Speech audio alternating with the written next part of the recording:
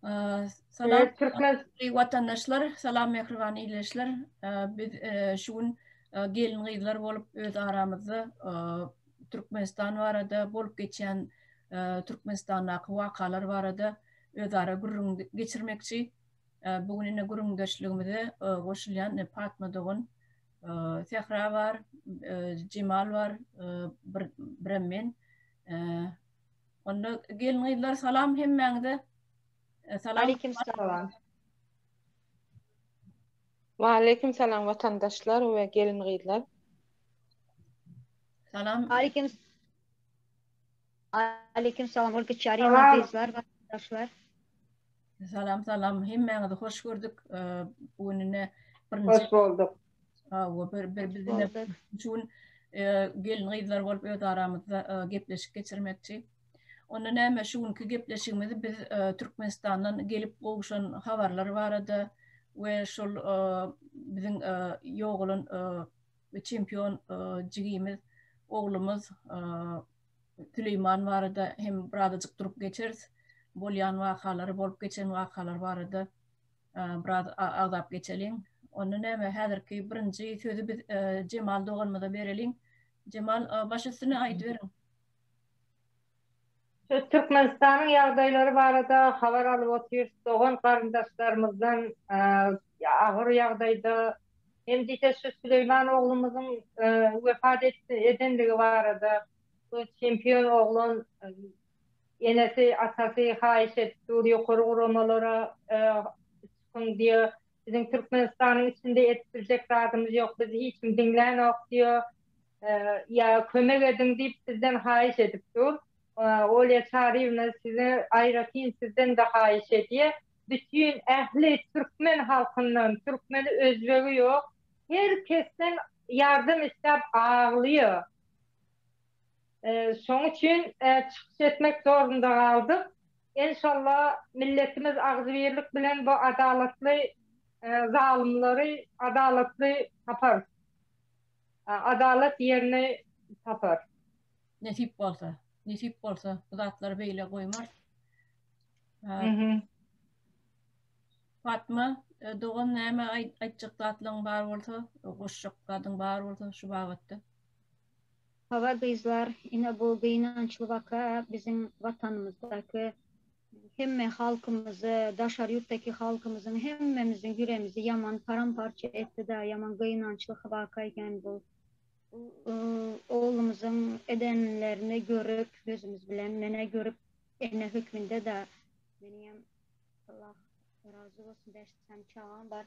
Yaman gıynandım yama hiç yatıp bilmedim ne günde bu oğlanın şeyle edilip öldürülenini gözüm bilen görüp de pahır yatan ol elleri bilen hiç kime deyzesi gelen yok da şu özünün bedenine bilen onu uruptırlar şu urallamı için o çağa eline hiç kime koydurası gelen yok bedenine yaman gıynandım ben ene hükmünde de özümün çağım yağlı bu neydi bu çağını yaş çağa bu perişte yağlı çağını neydi böyle ettiler nehil bunların yüreği nämeden bu urulan adamların ben hiç düşünü bilemiyor.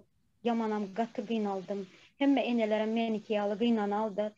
Yöne vara bu çağımız bir sanını görenimiz bol. Näçe sanı şeyle çağlar gidendir. Näçe sanı çağlar öldü. Bir avtobus çağı öldü diýen eşitdik biz vaktında. Yöne kaçan şol bolanı men yadımda yok. Yine men yadımda şu çärelerde hem şu ýaly çağlar, bir avtobus ölen çağlar, men özümem liçin şonu duyandım. Yöne var gözüm bilen gördüm bu bir sany çağında şeyle ezip perişte ýaly çağını yep tap bilemiyor bu adamlara näme diýeceğim bilemiyor bilýäňizmi?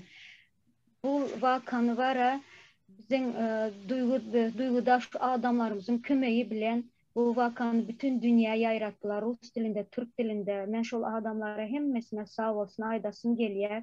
Yine bir zat koşasın geliyor da adamlar, vatandaşlar, eziz doğanlarım diyende hiç bu böyle bir fark olmam. Bu çağa var, çağaya bizimki hemmemizin çağımız, hemmemizde çağa var. Biz bu çağlarımız için berde işlep öğretmiz, hemmemiz. Etmeli, bolmalı değil biz bu böyle bir fark. Vatanımız ol, bizim öy ocağımız öy yerde, çağlarımız öy şol yerde vatanımızda Bugün bu çağ olsa erte yine bir çağa. İzi gutaran yok bu kan dökmenin izi gutaran yok. Siz bir zade oylan bir azrak olsam da bizim vatanımıza o. Burada çağlarımıza var. Yatıp bilim olmaya ki vakti kellene dakılsa da şu edilen işler görülen zatlar adam yatırıp bilen yok. Men uyap bilen, uhlap bilen gecelerine. Şu eden adamlar nehli uhlap, nehli yatıp turyalar men Tuğad astagfirullah diyen de hayranma şu adamlara. O çağına ne edip elin senin vardı 14 yaşındaki çağını şeyle vurup öldürmek. Ne demek buna? No. Düşünem yok. Oh. Tolgunyan da biraz yadıma düşüp ne diyeceğim bilem yok. Damağım dolup neçe gün yatı bilem yok. Şu çağı her bir gözümün önünde. Böyle bir fark olmam. Ben yine de bir gezek adyan da şu sözümü azıcık bu sen bir vatanımız için, çağlarımız için göreşeli. Şu çağların, ölen çağların kanı yerde kalmasın. Şu çağların kanı için biz cevap vermeyini talep ediyoruz. Ne hükmünde ben talep ediyorum. Şu çağının kanı döküldü. Şu çağının kanı döküleni için, başka çağların kanı döküleni için, başka vatandaşlarımızın ne sanısının kanı döküldü orada. Ne eziyeler orada adamları, vatandaşlarımızı. Şoların zulmü için biz talep ediyoruz. Şu zatlar için cevap versinler. Eden adamlar. Adalatı yerinde bulunsun. Adalatı biz talep edeceğiz. Böyle zat olmalı değil. Hiç kaçan. Her zatın sonu var. Her zatın nokadı var. Wester'inde Wester eden adamlara yüzlenyer Wester. Bütün dünya gördü bizi. Bütün dünya eşitti bizi. Sizin eden işinizi hem de dünya eşitti, gördü. Ama Wester çağlarımızı ezmeyin. Şimdi sizin gücünüz çağa yetti mi? Utananız yok mu siz? Sizde de çağ var. Sizin edeninizi çağınız çeker. Onu da yadınızdan çıkarma. Bu dünya tegelek yer şarı. Her bir gün buna gelse ertir sizin başınıza gelirler. Onu da unutma. Ama siz bestir size diyen. Yeter artık. Çağlarımıza elinizi ayırın. Vatandaşlardan elinizi ayırın. Zulmünüzü besedin indi. Sizi bütün dünya duydu. Sizi bütün dünya gördü. Kimliğinizi, özünüzü görkezdiniz kimliğinizi. Yine meşhurda, yine hükmünde şu zadı sizden talep ettiyen. Yine bir gezaketten talep ettiyen. Bu çağımızın kanı yerde kalmasın. Aziz vatandaşlar, çağlar için göreşeli. Katı doğraydı. Ben yine şu zatlarımı açtım, Olga Çarıyevna. Katı doğrayı katı. Bir dakika bana şey verelim. Ha o. Ay diğer önemli. Diyecek boşluk şeylerim var da yine bir enen ölse, atan ölse kabullanıyorum. Yaşı gidiyor, ya adam karramalı ölmeli. Yani öz çağını elim bilen toprağa vermek o hiçbir zaman enenin atanın içinden çıkmaz. Ya o ne edip sen oğlum şampiyon olacak. Bizim hem oğlumuz spora katmıyor yani. Hıvıs yok içimde. Bir onu bize neme yok diye de adamları var ya ruhu paydan çok ördüler. O yüzden ecesinin de ağlap gürleşen de ecesi bilen mümkünler ağlattır şey. Toprağa verende nazara koyanda amanet de koydum diye. Şunun diye analizlerini alıp diye son yukarı kurama sesini yetirin diye indi bu zalimleri dur diyme vakti geldi. Ya bugün onun başında var bizim bugün yeni bir gün bizim başımızda var. Biz de Özbek Türkmen'deki hiçbir zaman doğun yalı olup katlaştık. Birbirine düşman ediyor. Mesela onu öldürüyor Türkmenler diyen adı var. Sonra Özbek Türkmen mi olacak? Biz ağzı birliğimiz bozasımız gelmiyor. Biz 5 doğan 5 velayet yönü prezidentimiz 3 milyon 5 milyon halkına ağzıyı saklap bilen bize var adaletli şu cevap verdi. Şu oğlanın kanı yerde kalmasın şu an Torgunyan nehil getireceğimi bilemezdi. Adalet yerini tapsın. Sonra öyle Bunlarda bir yeni bir düşünce oluyor da men sä özüm öňgördüm. Bir öldürdü, iki sanıp kıydı onu, başka bir küçücük bir ya onu gutarın özü oğlanı türme attılar. O da uzak yaşamadı, türmede ölüsü geldi. Men özüm şunu gözlerim bilen gördüm. Onu öldüren iki doğanı öyde damağını çarptılar kıyızın. Aynı o da şu könülgün işte. Ama başka bir yerine koyuverdiler. Yani biliyor kimin öldüreni. Bu ne Süleyman'ı da yapanın kim dediğini bunlar biliyor. Bilerek el bilen yaptırıp oturuyor. Eğer ki niye şikayet ediyor düşünüyor. Biz bir taraflık devlet diye. Biz bir tarafın İslam yok. Şu prezidenti de İslam yok. Diyene adalet yerini tapsın şu tamam da oluyor. Yepleme söz yok.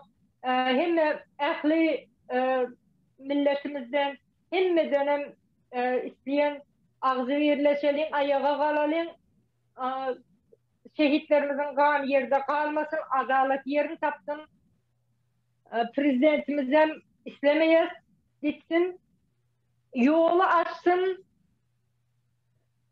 diyeceklerim bu kadar. Şu an yeplemeye tapamak da bu kadar. Doğru düşünýän, bakar da onu düşünýän. Hani ne... Men aýdaýyn öyle. Okay. Men bu videolar nime çykanda Süleyman jigimizin çağamız bolýa. Eştemde men işledim, ören gynandym. Diýmäge sözmem bolmady, näçe gün ýatpam bilmedim, ağladım sen özüm. Üç çağan ejesi. Hem son komentarlar okap başladım, kim näme ýazýar. Ören täsir edende biz köp bir näçelik aýtdyk, ýani Cemal gelinjemiz aýtdy. Şol oglançygyň milleti bar ady, özbek diýip aýdypdyrlar, gurrun edýärler. Ýöne biz eger adam bolsak, biz hemme Allah Taala'nın dörreden insany biz şeýle pikir etmeli, tapawdy ýok, biz adam diýip pikir etmeli. O özbek bolsun, tatar bolsun, mongol bolsun, Hytaý bolsun, o tapawdy ýok, hemme o çağan günäsi ýok. O görüşmäge öwrenipdir, utasy gelýär, o çağlaryň hemmesi şeýle. Bu naýdasym geldi, onuň neme özüm medik bolup işlemsem, men bir hili düşünmän galdym. Nähili tapawdy ýok. Sen balnitsa bir pasiýenty getirseler, ol negr bolsun, näme der faşist bolsun, tapawdy ýok. Sen medik hökmünde hökmen şoňa kömek etmeli we ýaşar ýaly mümkinçilik döretmeli. Bular bolsa o raýona git, bu raýona git diýipdir. Misal bilýän Şwetsiýa bilen hiç deňeşdirip bolmaýar ýöne men başga bir şäher Şwetsiýanyň künjegine gideýin. Ýöne men çağama bir zat bolsa olar hökmen samolyot diýdi, vertolyot diýdi getirýärler, kömek edýärler. Ýöne gynansak da biziň ýurdumyzda, watanymyzda Türkmenistany hiç bir çağalaryň hak hukugy işlän ogam, pikiremeden oklar ýoksam Birleşmiş Milletler Uramasy bir ýam o kanunlary uje belki köpsi başga ýurtlarda da nemeden okdur ýöne bizde hiç işlän ok ol kanunlar. Misal üçin diýili köp adamlar çağalaryny watanyny goýup öýleri işlämäge başga ýurtlara gitdiler. Soňam öýlerim görüşüp bilen oklar bir näçe ýyl, 10-15 ýyl ýa 5 ýyl, 2 ýyl tapawdy ýok. Çağandan bir ay, bir hepde aýry bolmak ören kyn. Bular bolsa aýlap, ýyllap görüp bilen oklar çağın. Olam erwet nähil tarapdan çağlaryň psihiki tarapyndan ören erwet täbäbi ol ören täsir edi. Ene mährini, ata mährini gören oklar. Olam ulakan problemi bolýa gelecekde sebäbi ene elmedamy çağan ýanyna bolmaly. Soňam ýene de bir zat okudum, ol biz oýlap bir ýerde çykyşam edip şu çağlar bagy barada köp şäherlerde ýok bolýar-da sebäbi bir o ýerdem näme çärjewde diýen 3 çağa yanıp ölüpdirler. Täbi ejesi işleme bolupdyr. Bir aýalam serediýän eken çağlaryny, olaram yanıp ölüp gidipdirler. O näme anlaýar? Çağlar gaýtam sadykda bolmalydy. Çağlar bagyny töýs. Täbi ejesi işleýän bolsa, dädesi seredip bilmeýän bolsa, olaryň kiçik çağajyklar ekeni yanıp ölüp gidipdirler. Ören gynynçly. Gün-günden köp zatlar ýazýarlar, onuň ören erwet täsir edýär. Men düşünüp bilemem bu adamlar nähili ýüregi daşdanmy özleriniň hem çağalary bar, o nähili bolýar. Men çağam çağa, sen çağaň çağa däl, milletin başgamyş ýa dini başga ýa renki beýle bolmaýar. Hem biz ýene bir gide gaýtalan, biz Allah Taalaň göreden insany hemmelerin çağalary biziň çağalarymyz diýip pikir etmeli. Hem vatandaşlarymyzdan tapawudy ýok, tire taýpa ýa bolmasa millet haýyşdymy hem-de talap edýän çağajyklarymyzyň geleceği üçin biziň akdyklarymyz, çoğuluklarymyz o taýda öňe götürýärli. Hem mara biziň netilimiz dowam ederýärli, biz görüşmeli, bolly sesimiz çykarman oturmaly däl. Hem ses çykarmakda däl hereket etmeli diňe. Sesini çykarmaly däl, hereket etmeli. Çağalaryňyza öwretmeli, öz hak hukuklaryny olaram bilerýärli, tinanşmaly. Sağ olun. Sağ ol, Sehra. Pikirlerin üçin gatly minnetdar. Yine şu gelin siziň aýdan diýenlerinde menim öz sözümi goşmak isleýän. Hakykatdanam biz hemmemiziň çağalarymyz bar. Adam aýal maşgala çağasyny 9 aýlap götüren soň, onu soň kemala getiren soň 4 ýaşyna ýetirip insanyny da bir adamyň bir haýyn biriniň öldürmesini sen islermi? Sen öz çağaň şeýdip başga ýeriniň öldürmesini sen islemersiň. Bunu men düşmanyma da şular ýaldady başyndan geçirmesini islämok düşmanymyň. Yine de bir aýtjak dadym. Şu mektep internatlar var Türkmenistanda. Bul hökümetde kanun işleyen olsa da, eğer işleyen olsa da, şol çağa mektep internada yerleştirilen günden başlap, şöyle bismillah ayağını basan günden beýle ta eline şol mektebin atestadını, diplomunu alıp çykýança şo ýeriniň direktori hökman suratda başı bilen kellesi bilen jogap berýär. Her bir adamine, şo çağaň her bir adamine jogap berýmeli. Onuň Süleymanyň garnaşlarynyň ene atasynyň diýen zatlary, aýdan zatlary hökman suratda daşary ýurtlary ýaýradyň diýip haýyş edipdir. Oglumyň öldüren ýa-ni öldüren jenayetkarlaryny hökman tapyp bermeňizi haýyş edýäni bildirenipdir. Oglumy toprağa amanat tapşyranlaryň diýip aýdypdyr. Haçan gelip haçan watana gireňizde nizavисимый bir garaşsyz patology anatomlary bolýarmy ýa isledewçiler bolýarmy şu datlary analiz edip gabrny täzeden gadyp ekshumasiýa etmäge ruhsat berýändigini aýdypdyr. Bu datlary biz hakykatdan enesi atasy şu datlary ruhsat berýän bolsa biz bu datlary beýle goýmana hakymyz ýokdur. Türkmen milleti bolup bizim hakymyz ýokdur. Türkmenistanyň raýaty bolup bizim hakymyz ýokdur. Şu datlara göz yummaga.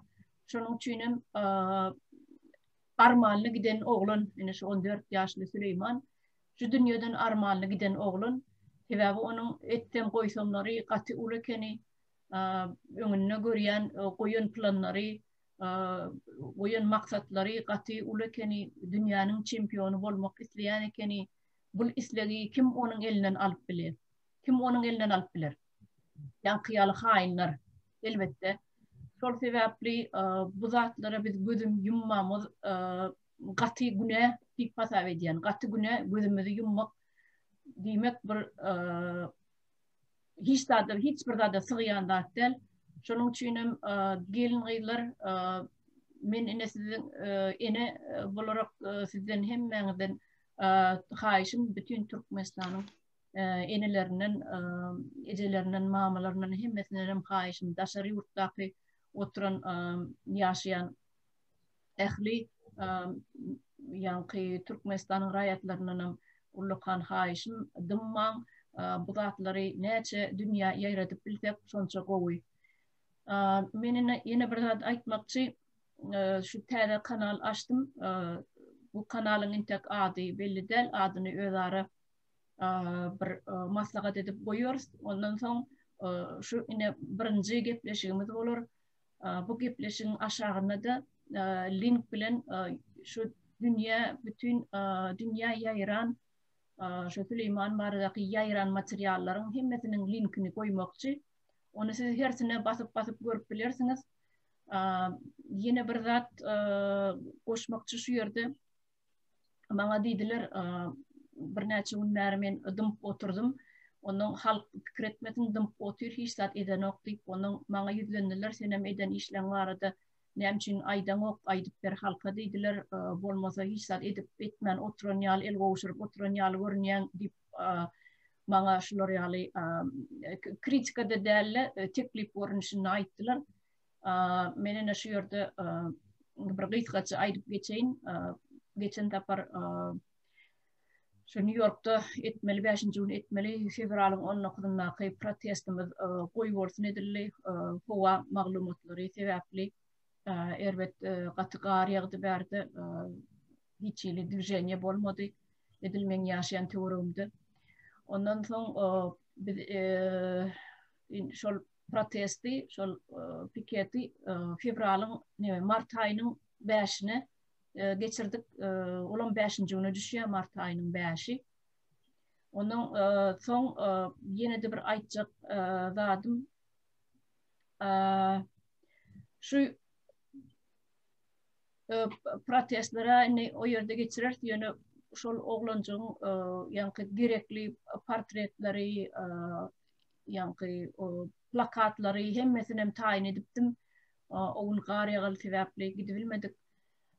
Birim şu jurnalistlaň üstü bilen korrespondentlaň üstü bilen elimizden geldigiçe ýaratdyk we ol jurnalistiňe öňünde men ullakan taňlar kızna aýdýan başmerýän kömek etdi, ullakan kömek etdi, adynam aýdyp geçeýin. Ruslan Mätiw onuň ady. Şonuň üstü bilen bütün dünýä ýaýratdyk diýip aýdyp biljek. Birem şonuň üstü bilen maňa şu telekanal Rossiya telekanalynyň daň bilen ýer bilen jaň edip interwýu aldylar. Olam 360 kanalyň ady. Soň Aziýa kanalyny jaň etdiler. Bir korrespondent Türkiýede ýaşaýan ekeni. Ine şeýdip Instagramlary, Twitterlary, imolary, TikToklary başga köp ýerlere ýaýratdyk. Hem şol gyrada galman bize goşulan ähli ýaýratmaga kömek eden ähli ýaşlary, türkmenleri, aktivistleriň hemmesini şu ýerden ullakan taňlar kasyna aýdýan integam dowam edin adamlar oturma bir ýerde hökman dowam etmeliler. Bu zatlar beýle galmasyn. Bu Süleyman oglumyzyň ne hak dökülen gany ýerde galmasyn. Ene men başym dik bolsa, hawa başym dik bolsa men bir ýerde oturmaýan elimi gowşuryp mydama hereketde ene şu zatlary aýtdylar, ene şu ýerde men aýdyp berýän size. Onu näme gelin gyýlar şu ýerde bize gepleşigimizi tamamlaýsak näil görýäňiz? Ya aýtjak goýjak zadyňyz barmy başga-da? Yo, men Yok ol biçareyim. Bolýa, Cemal aýtjak goýjak zadyň barmy? Bir de ne aýtjak bolýan zadym Türkmenistanyň polisiýa tarapyndan urulup Şol ýaly bir ziyan görseň, hiç bir zaman doktorlar teretmeýär. Teredenok. Ol men özüm köp yerde gördüm. Bizim öz garyndaşlarymyzda da bolup geçdi beýle şeýler. Doktora götüreninde yok. Neme eksperten geçiriyorlar ya. Yetişmeye doktorlar yüzüne bile bakmıyor. Git okuyor beyle. Süleyman'ın Aşgabat'ta öyle olan. Belki de Aşgabat'ta gözlem olsalar belki biraz umut olabilirdi. Menin şu yerde bir medisina işgär hökmünde bir zat aydıp geçeyin. Umut bolurdu diýende Cemal. Umut bolurdu emma oğlan medisina nuktay nazardan alamızda oğlan dir galayana da invalid bolup galardı. Oğlan 100% görünye aydıp bolacak şu bolan vakalardan sebebi ejetinin aytmışına göre çağı ölmedinin gözü görücü yapılıptır. Yani görmeden galıptır. Bu näme diýmek? Bu eýem kelle gaty erwet travma kelle gaty erwet travma alan soň çerepi yani kelle çanak jaýrylypdyr diýede. Kelle çanak jaýrylan bolsa beynin içine gan öýe, o gan öýmeden soň onu gaty güýçli professor güýçli medisina yani hirurglar, neyrohirurglar bolmasa güýçli göz doktorlar bolmasa bunu operasiýa edip bilmeýärler Türkmenistanda. Şol sebäpli beynin içine gan öýmeli, gan öýme sebäpli çağan gözü görüjünün görmesinden galypdyr, gözü kör bolupdyr.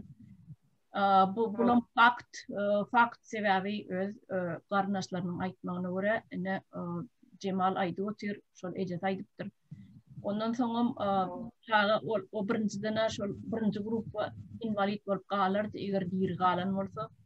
Ýene bir sorag başlýardy. Şol kelle çanak jaýrylmak üçin illa näme bilen çeýdip bolýar? Kirpiç bilenmi, ýa demir bilenmi? Näme bilen uragdy?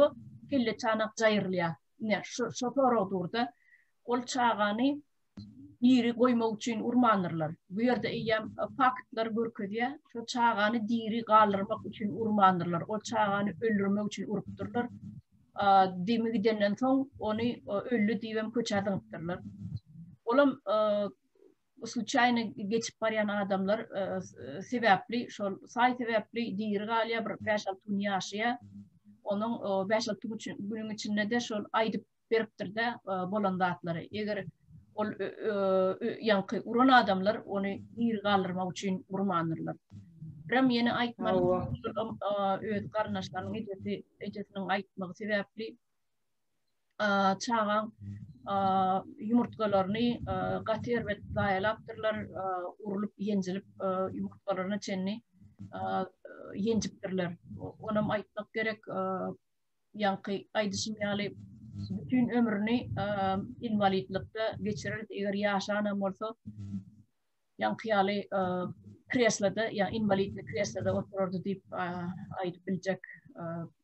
Gaty gynanyrjy menem aýdýanam bolin ketmem Tanrıya, elimem Tanrıya.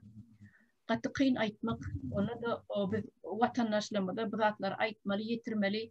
Eger men dymsam kim aýtdym? Ya Cemal dymsa, ya Fatma dymsa, Fehra dymsa, ýene dymsa, dymyp otursak kim aýdar bu zatlary? Dymmak günädir diýip hasap edýär. Şol ýerde güne adalet hökman öz yerini tapar diýip men tama edýän. Hökman suratda Türkmenistanyň bütün hökümetden şartlary biz talap etmeli.